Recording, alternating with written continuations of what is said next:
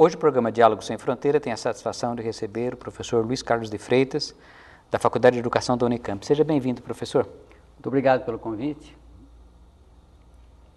O professor Luiz Carlos de Freitas, ele é nosso professor aqui, docente da Faculdade de Educação, em 2012 diretor da faculdade, tem uma larga trajetória no campo da política educacional, fez estágio no estrangeiro, em Moscou, tem uma trajetória de dedicação ao tema das políticas públicas ligadas à educação e, portanto, o tema de hoje, professor, é um tema bem amplo, que são os desafios da educação brasileira hoje. Então, eu gostaria de começar com uma observação bem ampla sua sobre os desafios que nós enfrentamos hoje no Brasil no campo educacional, com os progressos que fizemos, mas o que ainda falta fazer. Pois não. Bem, nós hoje no Brasil estamos vivendo uma situação bastante particular no campo da educação, não é? E isso tem a ver com um momento particular também que o país vive do ponto de vista do seu desenvolvimento econômico, não é? Nos últimos 10 anos, nós tivemos um reposicionamento do nosso conceito e estratégia de desenvolvimento econômico, não é? E também ocorreram mudanças no cenário internacional bastante importantes, e tudo isso acabou por colocar alguns países em uma posição de emergente, não é? E, portanto, como plataformas internacionais de investimento, não é? São os chamados BRICS, não é? Assim denominados. E o Brasil está entre esses, não é? Países que são considerados hoje, na onda das crises, não é? Mais, menos, não é? Um emergente. Quer dizer, o Brasil, Rússia, Índia e China. Isso. Os BRICS. São os países mais indicados hoje como plataforma de investimento internacional. O capital vem ali, é aplicado ali. Você veja, o Brasil recebeu no último ano e meio, 68 bilhões de dólares de investimento produtivo direto. Uhum. Isso significa mais do que ele recebeu em toda a sua história recente. Com certeza, nos últimos 50 anos, ele não recebeu esse montante de investimento produtivo direto. Uhum. Não é? Isso movimenta todo o setor produtivo, né? E começa a criar demandas adicionais internas. Os portos não dão conta, as estradas não dão conta, os aeroportos estão do jeito que nós conhecemos, não é? Enfim, toda a infraestrutura é tensionada, não é? Porque há uma demanda grande de geração de retornos em cima de grandes volumes de investimento que são feitos, não é? Ora, a educação está no meio disso que se chama criação da infraestrutura ou das condições facilitadoras do processo de acumulação de riqueza, né? E, portanto, ela é tensionada também junto com as demais áreas da economia, né? Agora, o que acontece com a educação é que ela é tensionada com um passivo histórico muito grande. Ou seja, não houve investimento adequado, em patamares adequados, não é? Nas últimas décadas. E, quer dizer, há um passivo, há um passivo para lidar com ele. Problemas estruturais que de longa data. De longa data e que não são facilmente equacionados agora, mesmo que você disponha dos recursos, né? Porque não é só a questão do recurso, né? De repente eu posso ter agora uma iniciativa e dizer, não, toque o dinheiro, faça, mas as coisas levam um tempo para serem, para você gerar qualidade, gerar competência, né? E portanto, esse passivo agrava a situação de tensão, né, nesse momento. Bem, o primeiro desafio, portanto, é a gente conseguir fluxos de investimento, né, porque educação de qualidade é cara. Os países que conseguiram educação de qualidade tiveram que gastar, não gastaram pouco na sua educação. Não é? Quer dizer, houve um investimento prévio. Houve um investimento prévio. Na educação. A Coreia não está onde está sem que tivesse feito grandes investimentos na área da educação. Né? Então, hoje nós falamos em dobrar os investimentos na área da educação de 5% para 10%. E já se viu toda a celeuma que nós criamos para fazer esse movimento de 5 para 10. Né? Na realidade, o governo queria 7, 8, né? E só cedeu frente à possibilidade de uma derrota da base aliada na Câmara. Né? E frente a isso, ela terminou retirando as exigências de 8% e então terminou saindo da Câmara um Plano Nacional de Educação, que foi encaminhado hoje ao Senado, né? E que deverá agora ser rediscutido. Agora, justamente, essa questão do investimento eu acho que é muito importante mesmo, porque há uma percepção, como o professor já mencionou, de que a Coreia é o exemplo sempre que se pega, porque é um exemplo que deu certo. Né? Foi feito um investimento muito grande na educação, porque no início, há 50 anos atrás, o desenvolvimento econômico da Coreia era um pouco abaixo do brasileiro, e o investimento em educação a partir daí foi muito violento, muito forte e constante. E o Brasil, embora tenha aumentado também constantemente, mas aumentou num nível muito menor. Então, esse exemplo que se usa, né? Então, o que eu ia perguntar ao professor é o seguinte, na questão do investimento na educação, qual o papel que o senhor considera que joga o investimento na valorização do professor?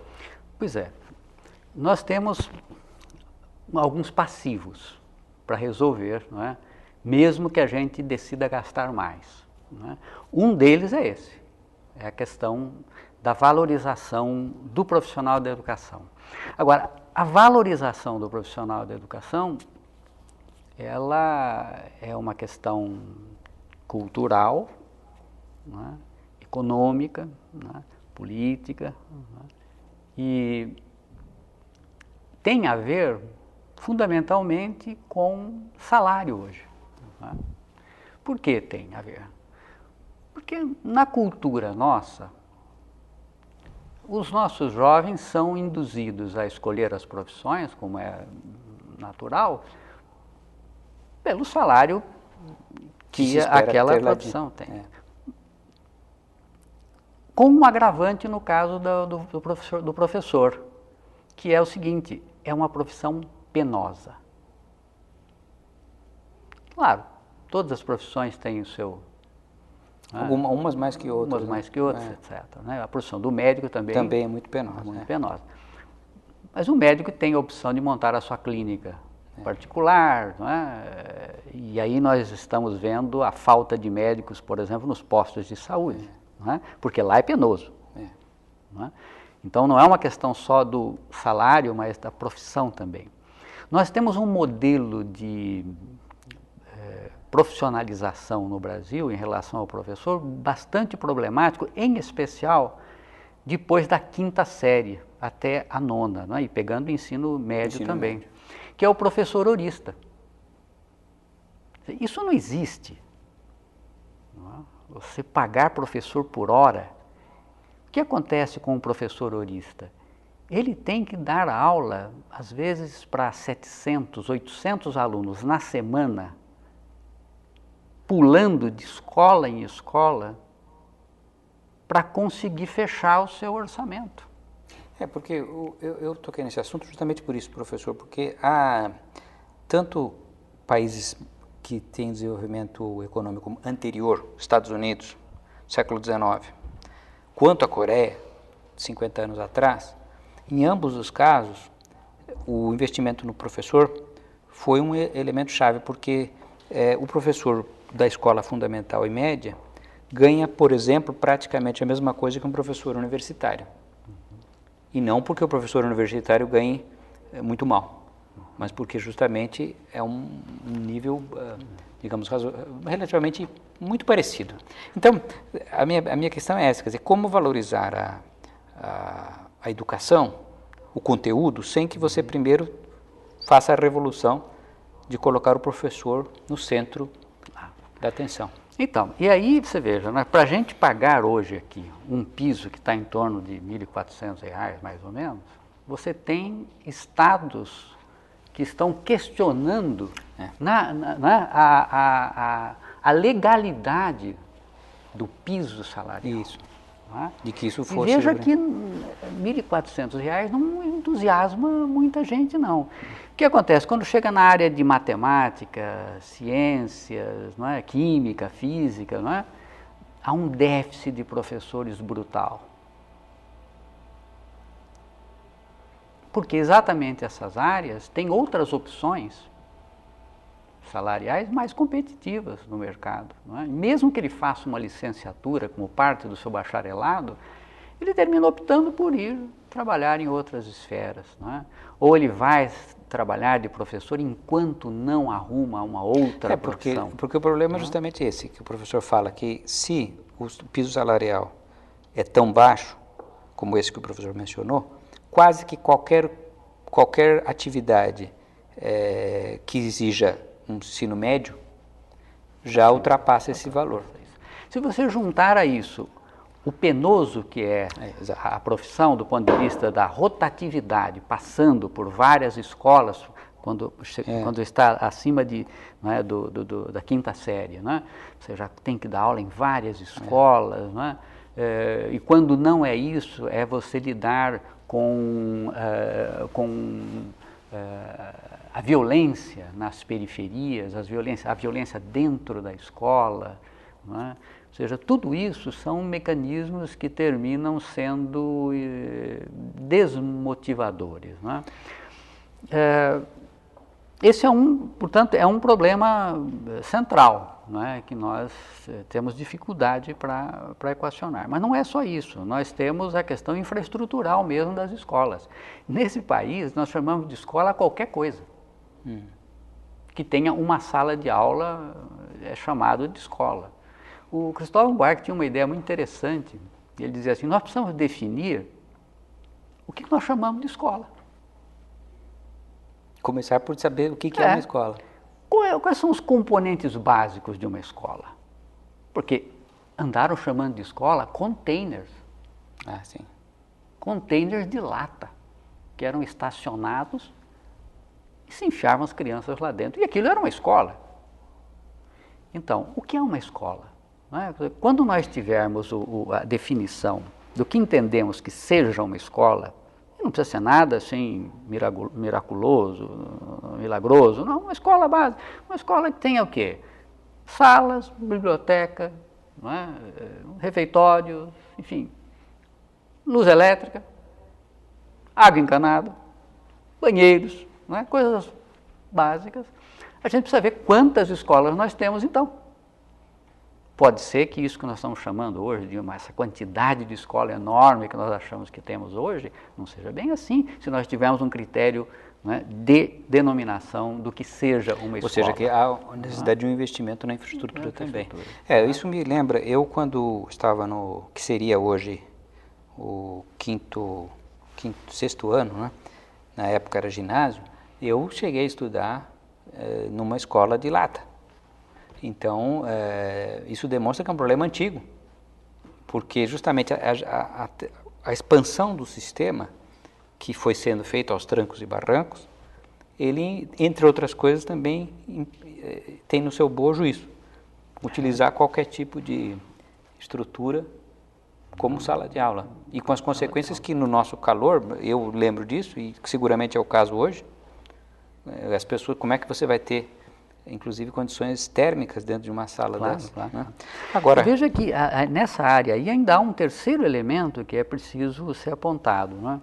Porque a educação hoje é feita em cima de repasses de recursos, hora do governo federal, hora do governo estadual, etc. E há uma grande falta de metodologia para se calcular o custo aluno-qualidade. Ou seja, estes repasses são feitos sem um balizamento do que é o custo de uma escola, não é? Quanto custa uma escola de qualidade. Não é? Primeiro, o que é uma escola? A escola é isto, tá certo? Tem que ter pelo menos isso para a gente chamar de escola. Segundo, que qualidade nós queremos que essa escola funcione e quanto custa essa qualidade? Uma contabilidade mínima. Mínima. Número de professores, turmas de alunos que eu quero ter, turnos. Turnos, que é um outro... Enfim, é preciso calcular uma escola que a gente diga assim, não, esta é uma escola que infraestruturalmente eu posso chamar de escola e operacionalmente ela consome um determinado volume de recursos e, portanto, a gente teria que ter uma base do que é uma escola de qualidade, qual é o custo da qualidade que eu quero ter na escola. Não é?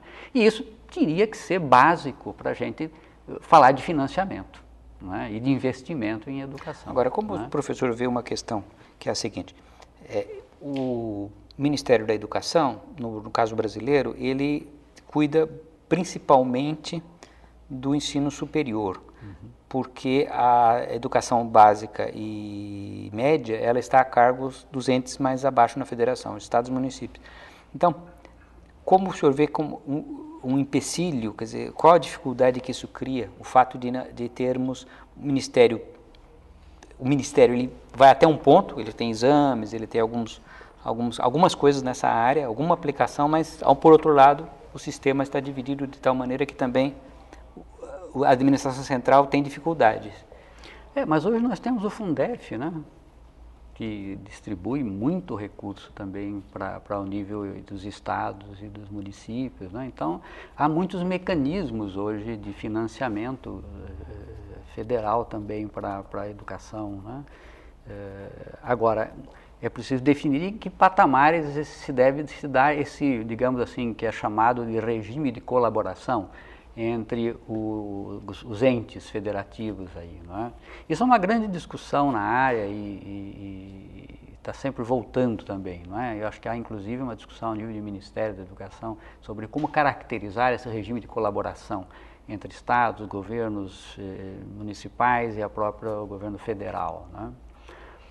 Agora, eu acho que aí também tem uma outra questão que, nesse clima que se criou de grande investimento, estrangulamentos de infraestrutura, entre eles a educação, não é, nesse processo, há um outro complicador, que é um desafio muito grande no ponto de vista da educação. Quando nós temos estas situações de pressão gerada pelas condições econômicas, como eu estava comentando, há uma sedutora tentação da gente encontrar atalhos para as medidas, não é? E temos os passivos, e aí queremos corrigir os passivos em curtos espaços de tempo e com algumas fórmulas mágicas que gerariam então a qualidade. Nós estamos vivendo bem esse momento no Brasil, a procura de fórmulas mágicas, não é? Que às vezes nos garanta que num governo de 4 anos a gente resolva problemas, etc. Isso cria uma instabilidade política muito grande, porque é impossível resolver problemas históricos assim, em ciclos tão curtos de política, né? E não se criam políticas de longa duração, né? Você pode ver o Ministério da Educação, principalmente, os estados não são muito diferentes disso, eles não têm política de fato, eles têm programas. É uma amálgama de programas para isso, programas para aquilo, programas para aquele outro, etc. E isso retalha todas as ações dos governos e não cria, né, o caso típico da política educacional de formação de professores. Você não tem uma política de formação de professores hoje Valorização no Brasil. de Mas você tem o ProLicem, o PIBID, um monte de programinhas, não é? Que ficam pululando por aí nas universidades sem uma política mais de médio e longo prazo para a questão da própria formação dos professores. Né? Olha, professor Luiz Carlos de Freitas, eu queria agradecer muito, dizer que o nosso público seguramente ficou muito mais bem informado sobre os desafios que nós vivemos hoje e as possibilidades que se abrem graças à sua explanação. Então, eu queria agradecer muito o senhor ter estado aqui no nosso programa de hoje. Foi uma satisfação, obrigado pelo convite novamente. E então, com isso eu convido a todos ao próximo programa Diálogo Sem Fronteira.